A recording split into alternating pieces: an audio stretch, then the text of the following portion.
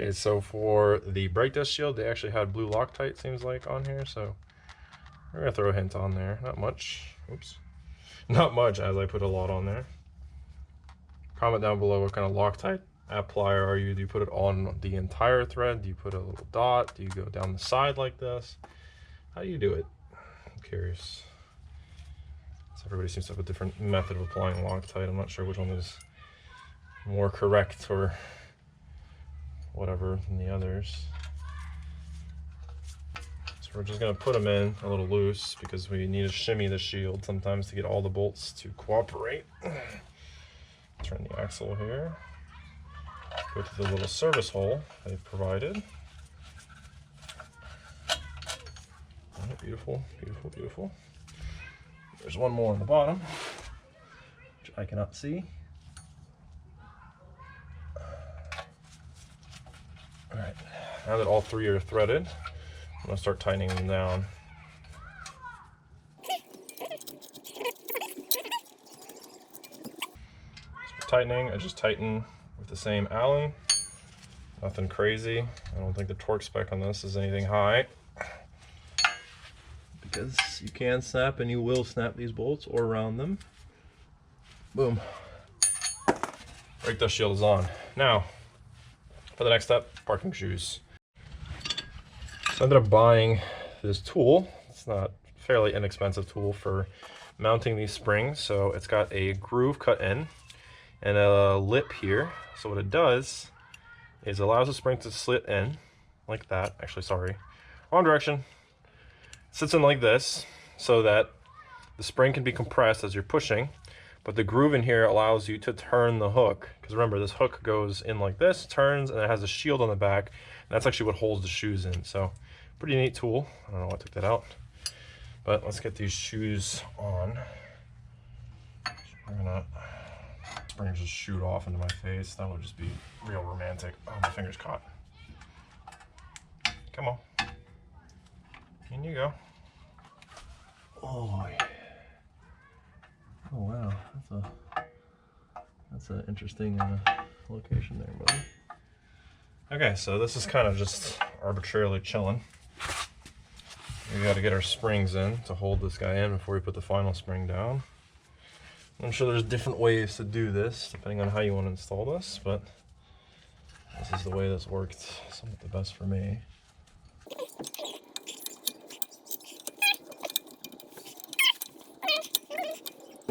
Man, what is up with me today? Oh, are we in? All right, we're in. Perfect. How about the other side? I like doing this. I think built different. We're built different. There we go. And they're in. All right, so we got our parking shoes in. Now, as you can see, tool just goes in, presses the spring, turn it, hit the hook, boom. Now the part I'm dreading is getting this bottom spring on. Okay, well, I guess let's do the bottom first.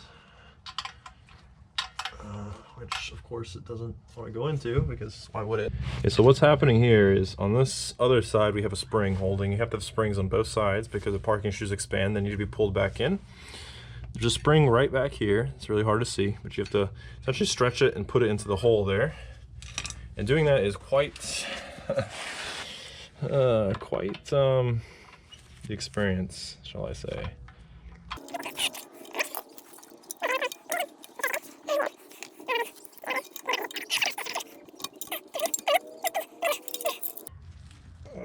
Oh no! And for all the people who are probably like, there's a tool out there for this. I'm sure there is, and I would be using it if I had it. Clearly, I do not have it. Oh, it is right on the edge. Look at that. It is right on the edge. Am I lucky? I think I could just whack it and it clips in. I'm willing to bet it's not. Wow, that was a pathetic whack.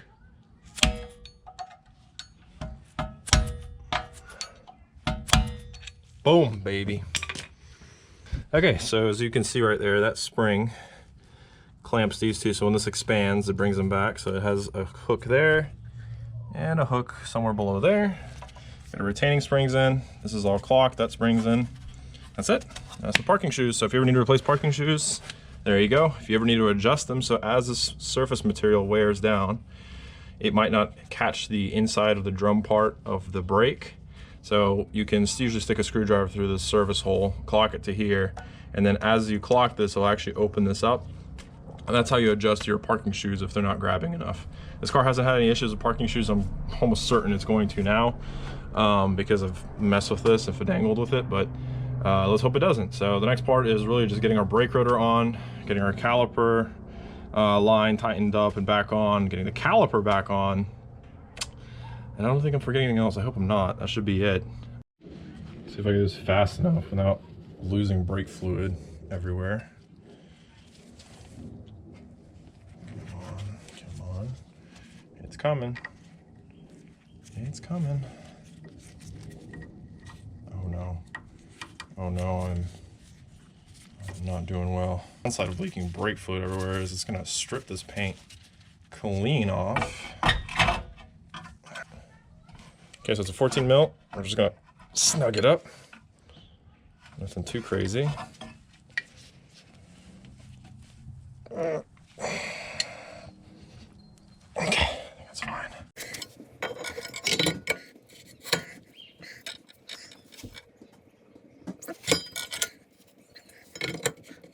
There's only one way the brake rotor can go on.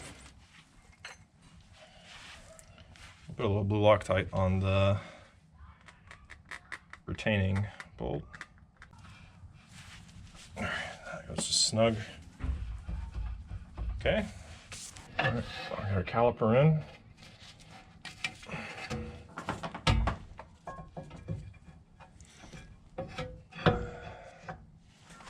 Two 17mm bolts in the back. All right.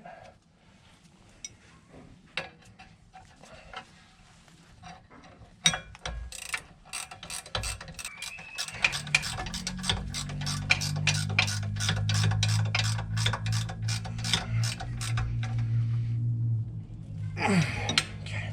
Slide the pads in. There's one. Boom. Okay, so all I did off camera there was took it off. I just used a socket and put it inside the piston. And like there's a million different methods of doing this. The pistons decided they wanted to come out for I don't know what reason. They're making my life more difficult. That didn't allow for the new pads to really sit in. Now you can see they sit freely, so all we have to do now is just take our little spring clamp, put that guy here, take our pin, and it goes this way. Just push it through under the spring clamp. Of course, the other pad is going on vacation down here. Push that through. Line it up a little bit. We'll leave it there. Second pin. Missed a hole, clearly. Wow, I am blind as a bat, aren't I? There we are. Kind of hard to see there. Let me get some more light so you guys can see what's going on. Push the pin through. Pads are going for vacation again, of course. There we go. Now with both of them in, I usually take a hammer, just like a, I don't know what you call this, I guess something to pin them in. And you just want to drive these locking pins in. Pin should come out on this side. Locks the pads in place. Caliper's been torqued. Brake line's been torqued. This looks good. Kind of, you can see the parts that leaked out of the caliper just strip the paint right off. So brake fluid will remove paint. So if you need a paint remover, brake fluid will do the job. Yeah, this side is pretty torqued. Everything's torqued, everything's done. I'm gonna go ahead and wrap up the other side. Nothing new to show. It's just put the disc on. Let's see, put the disc on. Put the little retaining bolt in, put a little Loctite on that.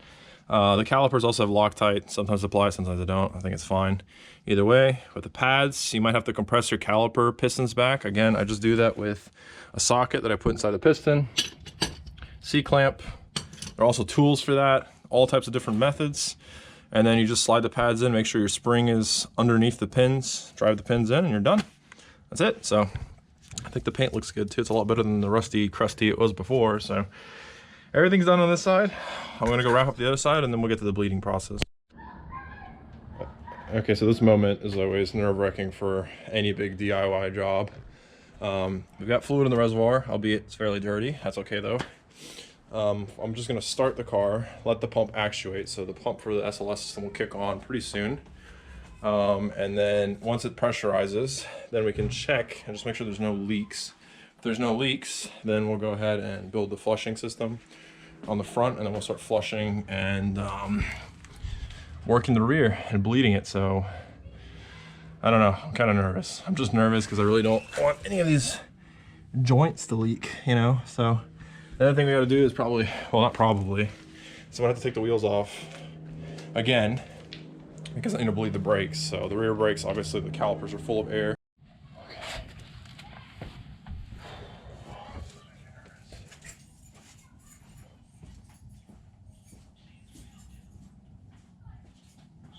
Nervous.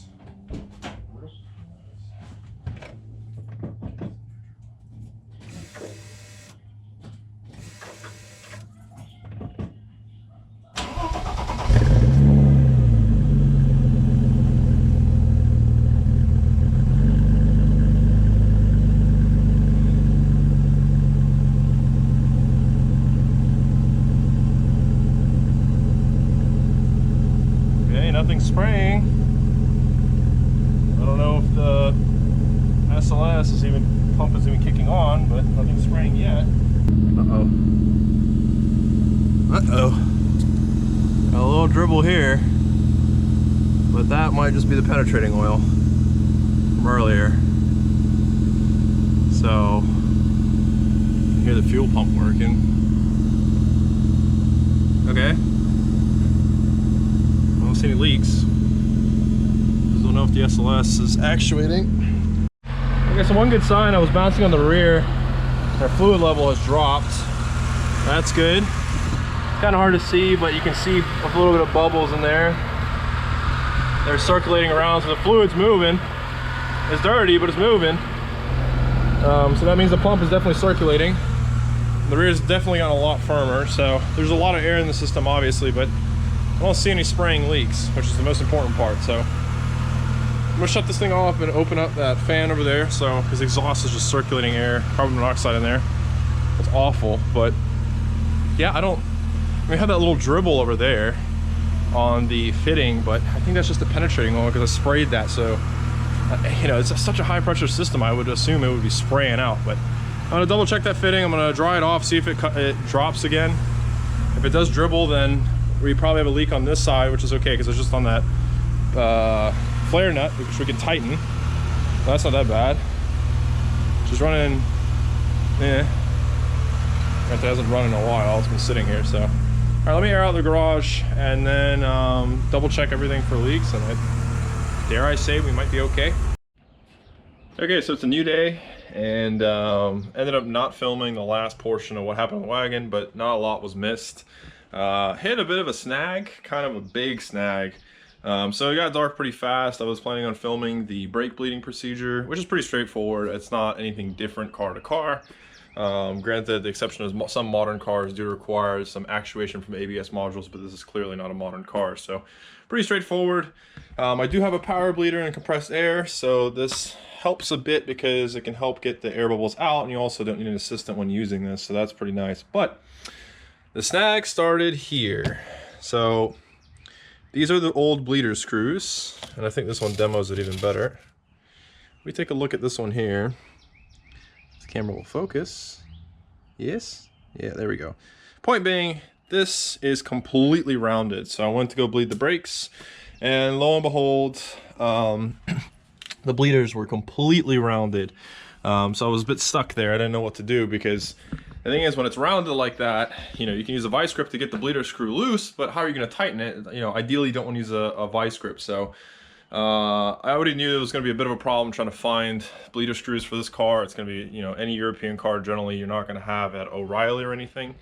But I kind of was in luck, so I found these bleeder screws, and these are for a GM. Obviously they're on their car right now, they're not here because I finished that job already, but these bleeder screws had a bit of a different seat. So what that means is when we have a bleeder screw, this bottom portion here is the seat. So on the caliper, there's a machine seat and this sits in it. So if this was in the caliper down here, so this is essentially how a bleeder screw works, or rather, let me draw this out and I can kind of explain how the seat on this works. But keep in mind, pay attention to the bottom and the shape of this, because not all of them are shaped the same on the bottom. All right, so it's Emmer from the future here.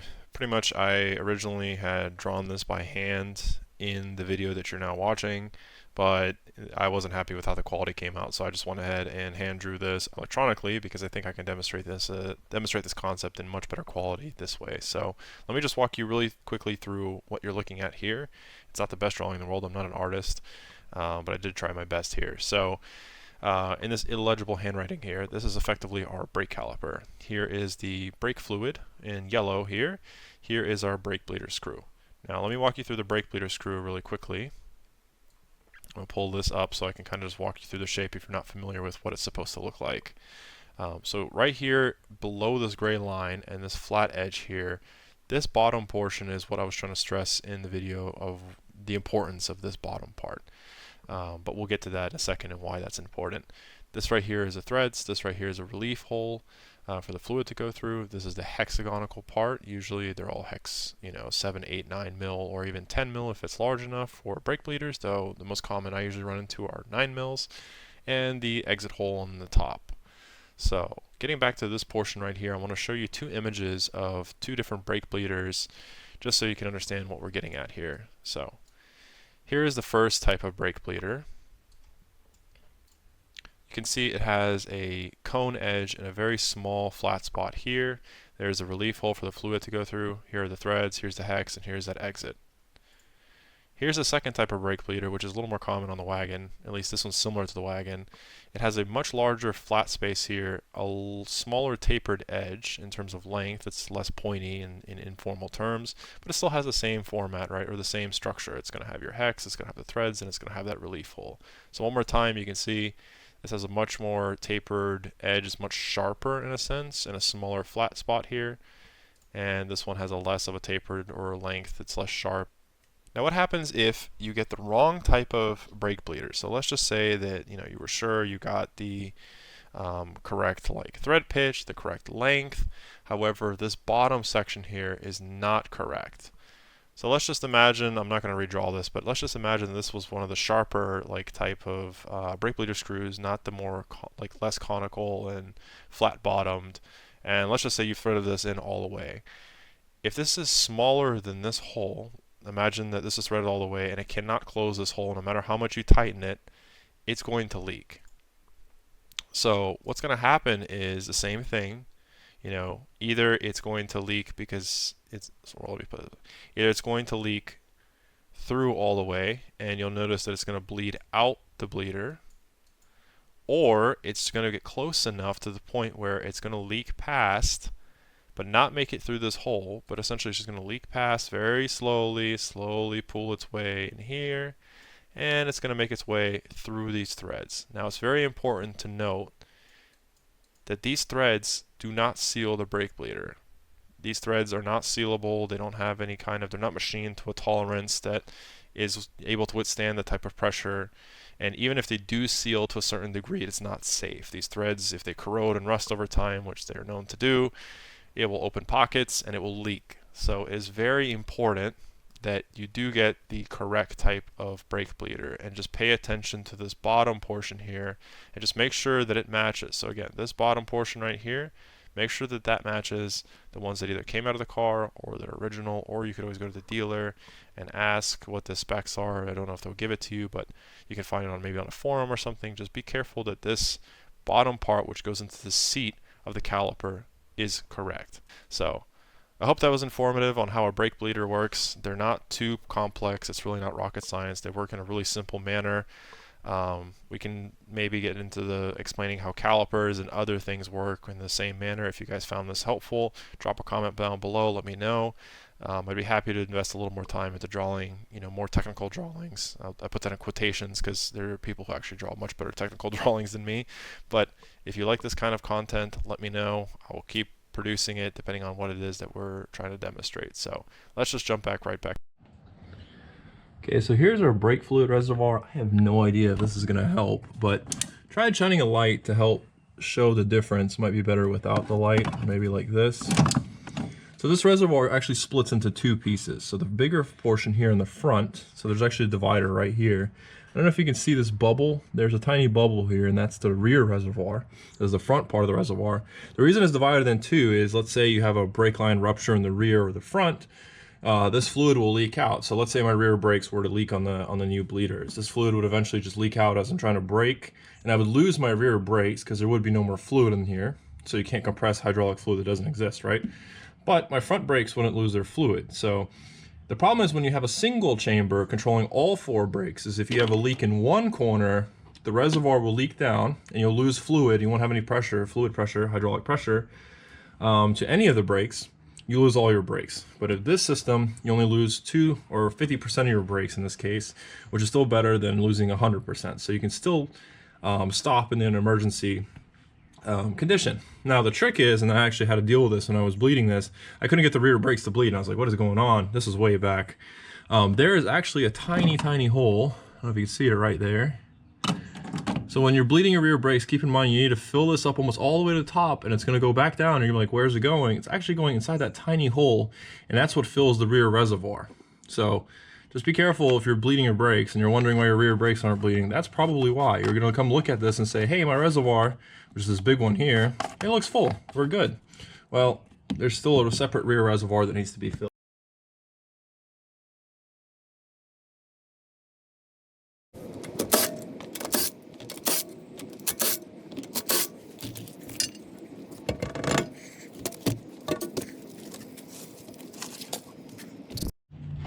Okay, so what I've done is just taken the wheel off. I put in 2 lug nuts just by a bit, so we have something to turn this by, and I've obviously released the parking brake, so this is fully released.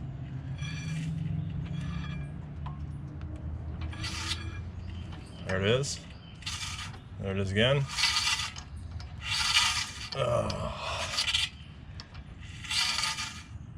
It's definitely coming in there. I thought it was maybe a parking shield, or sorry, the brake shield, but it's not the shield. It's definitely the parking shoes on the inside. So we're gonna have to access that adjustment bolt in there. We do not, I think we don't have to take off the drum, but we'll confirm that here in a second. If we take a look at our handiwork, and I really like looking at new parts. Everything looks good, no leaks, nothing's busted, nothing's fallen off yet. Here is that new bleeder screw that I was talking about. We got a little bit of fluid in here, but I don't think it's coming from the bleeder. That was probably when I was bleeding the brakes. So, looks good. Bleeder's in. Everything seems fine for now. Okay, so this is gonna be like next to impossible to see, but we'll try anyway. Yeah, no. Anyway, I'm just gonna have to use your imagination, but there is a little gear right in here. If I take my screwdriver, of course it picks up random stuff. I'm gonna clean this up before I stick it in that hole. We should be able to turn that little gear. So if we turn it so that there's 2 ways it can go. If you think about when you're unscrewing and screwing a bolt, if you're screwing it tighter, it's gonna pull those shoes inwards. If you're unscrewing it, you're gonna push them out. And if they're pushed out, then they're closer to hitting a drum. Now, why would you ever want to adjust this? As the parking shoes wear out, they thin out, and the distance from the parking shoe to this inner drum increases. So you have to push in your foot, because in this case it's a foot brake. On most cars it's a hand brake. The more clicks it's going to take to expand those shoes to contact the drum. Eventually you're going to run out of clicks, your parking brake won't work at all. So if you ever have a parking brake issue in a car, make sure to see if you can adjust it, or if you have a loose parking brake, or if you notice you have to use quite a lot of force to bring it up, or a lot of clicks. That's probably why your parking brake just needs adjustment, or they've worn out too much to the point where it can't be adjusted anymore. Okay, so going down on the gear like this, is what ended up pulling it in. So I'm at max adjustment right now. I still hear a scrape. So that's suspecting that one of these springs that hold the shoes might have popped out, or it's touching this drum. So unfortunately, I'm gonna have to pop the caliper off. I'm gonna hang it with a bungee cord. It's pretty easy. We've seen this before, we've done this before. I'm gonna pop the set screw out, with the screw that holds the rotor. Rotor slips off, and then let's see what's going on in the back here, because something's still scraping. Unfortunately, adjusting it isn't fixing the problem, so there's something deeper that we need to take a look at. Okay, so we got our disc off, we got our caliper out of the way, and the plus side now is we can take a look at how this mechanism works, because I was trying to explain that earlier, but all I was doing is sticking my screwdriver through this hole, and you can see if I turn it this way, you can see the gap starting to form there. So the gap I'm talking about is right here. So as that gap is forming, what's happening is you can see this cylinder is actually increasing in size. So it's spreading itself out. And as it's spreading itself out, these parking shoes are also opening up. Now, what does that mean for us? If you look inside of here, this is the drum. Of course, there's like an Apache helicopter flying over. That's pretty cool, but terrible for sound quality, so I'm sorry for that. Okay, now that the helicopter is done flying above, as we see in here, this is our drum. So you can see the wear actually from the parking shoes. Now, if we adjust this to open up more, these parking shoes will become closer to proximity to this drum. Now, if we expand it too much, even if you don't press the parking brake or push down on it or pull it up in the sense of a hand brake, they will actually contact this drum. So that would be too much adjustment outwards. If you adjust them too much inwards, or let's say after a while these wear down, the size of this will thin out. You'll notice your handbrake takes more clicks, or your foot brake takes more clicks. And that's because the distance for this to reach this drum has now increased. And sometimes when there's enough wear and zero adjustment, it doesn't matter if you've pulled your handbrake as much as you can, because that when you pull your handbrake, it actually expands down here. It still doesn't have, it still won't actually contact the inside of this drum. And because it won't contact, that's why your parking brake might not work. So before you replace your parking shoes, try adjusting them. Every car, most cars actually, should have a similar gear system here, where loosening it or going this way, it's going to expand it open, tightening it would shrink it down. So there's not really many instances in which you would have to adjust it to pull them together. A way you can tell is if you're not sure which way you're clicking, because obviously the drum was on here and you're clicking through here, go ahead and move one way. Just keep going, keep going, keep going. Go quite a bit, because sometimes all you have to do in adjustment is maybe a couple clicks, and then it should see a change. If you're going one way and you realize you can't move the rotor anymore and you haven't pressed the handbrake, remember, do this adjustment only when the handbrake or foot brake is not activated, and you can't move the rotor, well, that's your adjustment for spreading it out. Now, if you go the other way and you go push or pull your handbrake and you can't, there's no change, either your shoes are worn out completely, or you've completely adjusted it to the tightening position or shrinking them down. So in our case, it's actually not a handbrake problem. We're staring right at it. So two things I can see off my bat is this brake shield is very dirty. So anything that's shiny to me is suspicious. This is suspicious, and look at that. That's definitely been grinding. So that's the source of our sound. It's actually not our parking shoes. So I will adjust this parking shoe once I get the drum again. So I'm going to adjust them so that they're not scraping, but they're tight. So when I press down on the foot brake, I don't have to click like a million times. So it works pretty well even on really steep hills. So I get that force on that drum to make sure to hold the car. To fix this, I'm just going to get a rubber mallet and kind of just beat it in. This probably got pushed out when I was working and manipulating a shield to get around the things. Pretty common because these are fairly thin. As you can see, you can really just bend this by hand. So get a hammer, just lightly tap this. Not a problem, it's just a fitment issue.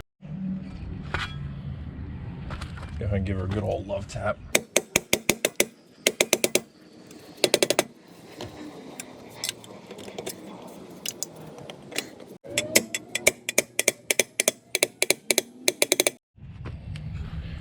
Quick story about this can, and I'm going to explain why I'm using it here in a second, but the neighborhood kids were actually passing me, and they're like, "Where are you going?" Because I'm wearing these gloves, right? And they just got off school. And I remember a couple days ago I was driving, and I was like, I saw this with a broken top, and I was like, these cans are taller than the average spray can. So here's like the average spray can, and like it's like that looks like my Eastwood can. And I remember when I was painting that, I was painting the control arm that I welded back together, and I was like, I had it on the back of my truck, and I remember I went to go grab a grill from my brother's place because he lives pretty close by, And I was like, I better not forget this can in the back of the truck. So I thought I put it back, and then I was like looking in my garage, and I was like, oh shoot, it's missing. And these cans are like $25, $26 a piece. I was like, that's pretty expensive.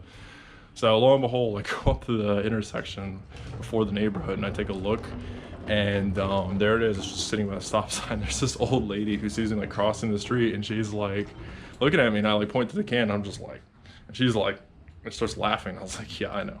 Who would have thought? So recover the Eastwood can successfully. I'm just using the Eastwood internal frame rail coating.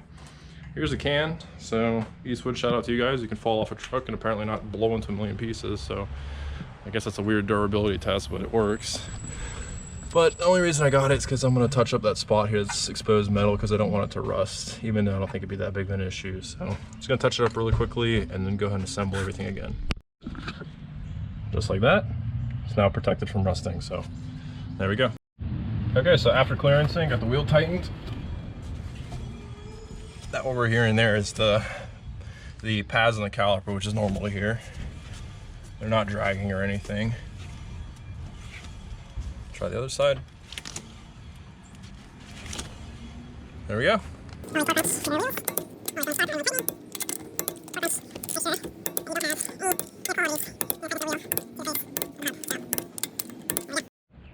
Okay, so now with the brake issues out of the way, we're ready to bleed the SLS system. Pretty simple, setup. We're gonna take up this line here. I've got a red hose over there that I'm gonna connect to that line. That is our return line. Our feed line is actually this rubber line going into this side, which actually goes into the power steering pump. So remember, that's the pump that runs in tandem, so that operates the power steering and the SLS system. There's a crossover pipe underneath here. It's actually right there. So pretty much we're gonna put this hose on the return line. We're gonna keep feeding clean fluid in. Best way to do that first, or rather the first thing you should do, is we're gonna get this is the dipstick for the fluid. So you can see we are below minimum, which is expected right now. So we're gonna get that out of the way, unscrew this top. I'm gonna actually suck all this fluid out, take the filter out, suck all the old fluid out, fill this with clean fluid, and that way we can get a clean fluid flowing to the pump. So start off with clean fluid. And then I'm gonna have to go get some assistance here, because I'm gonna be bouncing on the rear, and this is gonna be pumping pretty quickly, so this gallon should fill up fairly fast. I believe the whole system has 1 to 1.2 liters of fluid in it, but to get a good flush, it's probably gonna take a bit more than that. So I've got 4 liters. We'll probably put 2 liters through the system. Basically keep going until the fluid comes back clear. So that's the game plan. I'm gonna go ahead and suck that old fluid out of the reservoir, get everything set up with the hose and just a hose clamp. I'll just find a hose that slips over this and hose clamp it so it doesn't slip off. And then we'll start the car, let it run, I'll bounce, have somebody watch the fluid level while I'm bouncing on the rear, and we should be good. So here's our filter. It's been pulled out, so gone ahead and just extracted all the old fluid, took the cap off. You can see reservoir is bone dry. There's a little bit of debris on the bottom here, but honestly, this filter doesn't look that bad. So I'm kind of on the fence in replacing. I do have the part, but I might just reuse this one for now. It doesn't look bad at all. It's just a mesh filter. New one's right there, and they look pretty much identical. So I'm just gonna go ahead and screw this one back on because it looks good to me. And we'll fill it up with new fluid, tighten the bigger line back into here, and have that smaller line teeing out. And then, yeah, we should be good to start the flush. So I've already filled this thing nearly to the brim, just using the Febby hydraulic oil. We've got a liter in there already, but I'm gonna keep filling this up almost nearly to the top, just because we're gonna be draining this actively out as we're doing the flush. But I just wanted to show you just how clear this fluid is. There's no color to it. It's absolutely crystal clear. So if your fluid doesn't look like that and it's dark, it's time for a change or a flush. So hydraulic fluid should not have a color to it. A little bit of yellowing is fine. But the darkness that came out of there, as we saw in the reservoir, you can even see the reservoir. It looks clean. Now, be careful. I've actually taken this reservoir off and washed it before because I had a ruptured line down there was leaking. But these reservoirs do get dirty if they're, especially the fluid hasn't changed in a while. So your fluid might be clean, but the reservoir might be dirty. In that case, I would just recommend taking this out, using some soapy water and washing it all out. Dry it out so there's no water residue, because you don't want to cross-contaminate with the hydraulic fluid. but more than often as this line breaks. So this reservoir here is not under pressure, so that's one thing to keep in mind. These lines aren't under pressure. This reservoir isn't under pressure. There's no pressure in that line. The pressure begins, it's gonna be hard to see, outside that banjo bolt down there, from the pump. So, which makes sense, right? Pressure comes from the pump, not from the tank. So nothing to worry about here. If you do open this while the car is running, you should see the fluid kind of swirling around in there as it's flowing. But there we go. Now we just got to get the bleed process started.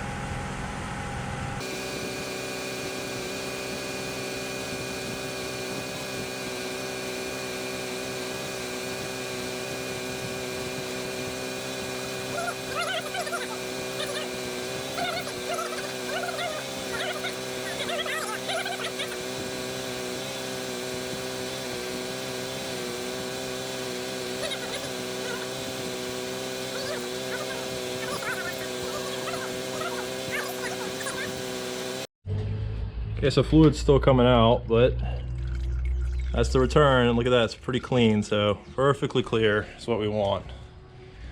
So we still have quite a bit of fluid in there. I'm gonna let this like residual pressure bleed off from the system before I take that hose off, just because I don't want a bunch of fluid squirting everywhere. But that's it, that's as easy as it is. So probably didn't see me, but all I was doing really was just, what you want to do is jump on the hatch or open the hatch, and you can hold yourself on the hatch or just press down here, and you want to just kind of rapidly press down to compress the shocks, and now I'll get, you know, fluid from the accumulator balls, which are here, and the shocks will compress, pushing that fluid, and it'll get it out. So, and then another thing I like to do is focus on the one side, because you can put more force on just one shock than the other shock, and then both, and so on. That's it. About 1 liter, 2 liters. Basically, as soon as it starts coming out clear, you're done. That's all you need. So this pressure is almost done coming out. We'll get that all hooked up, get the dipstick, check the fluid level, add or remove if needed, and that's it. After that, we can hopefully go for a test drive and see how everything is going. But I don't hear any scraping.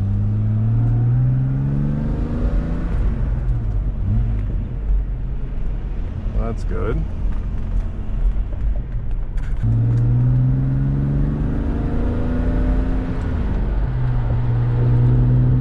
Oh wow, the alignment is off.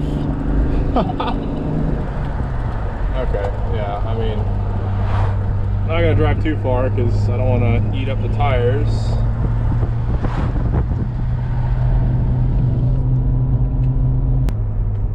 So I have the back of the interior still off because I also want to hear if there's any like scraping, bumping, you know, if there's anything wrong with the shocks.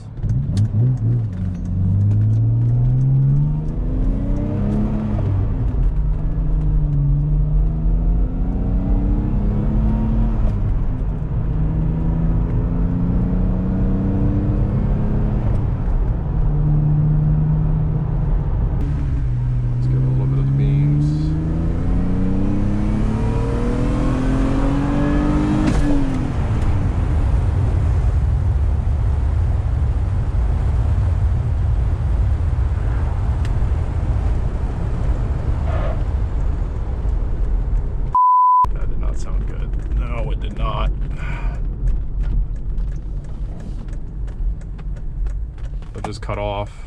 Yep.